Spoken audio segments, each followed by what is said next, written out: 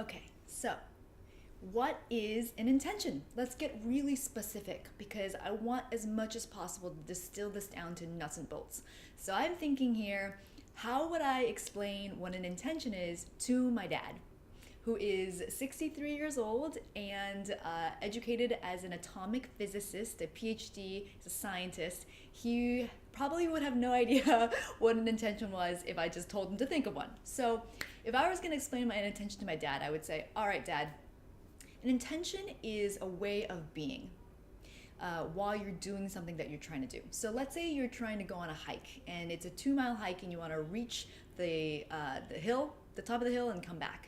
So that's a goal, right? The goal is to reach the hill and come back in those 2 miles. The intention is how you want to be as you are walking, what you want to be carrying with you, and what you want to be focused on. As you're walking, are you going to be focused on the scenery in front of you and connecting with nature? Or are you going to be focused on how your body feels and keeping your heart rate up because you want it to be physically strenuous and you want the health benefit? Or are you going to be focused on who you're hiking with and connecting in conversation with those people around you? The intention is the total coloring in of that skeleton. I'm walking up a mountain. So it's the experience that you have, both on that hike and in life. An intention can also be the underlying gift or the basic unit of the thing that you're doing, the why of what you're doing. So if somebody has a goal of, I want to read 3 books a month for the rest of the year, let's say, you might start asking why and peeling that back, right? So 3 books a month is the goal, right? You might say, well, what does that get you? What's the why? What is actually happening here?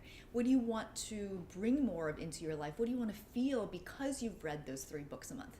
And the answer might be, well, I just like to read, so I like to have that time and space and calm for myself. So I want to feel calm, or I want to feel relaxed, right? So that actually, the intention behind reading those 3 books a month would be relaxation or calmness, right? Being in a state of calmness. Or the person might say, well, I really like to learn and I didn't get to do enough of that last year. And I love just absorbing new information. I'm going to be reading business books or science books the whole time.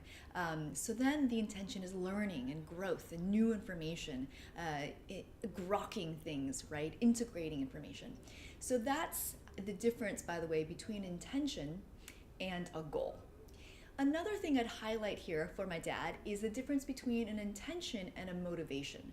So you might have a goal and you might need or want things that motivate you to get there. Maybe that's an external, extrinsic reward, like, maybe reading 3 books a month gets you into a book club and wins you some monetary prize or acclaim or praise from a group of people.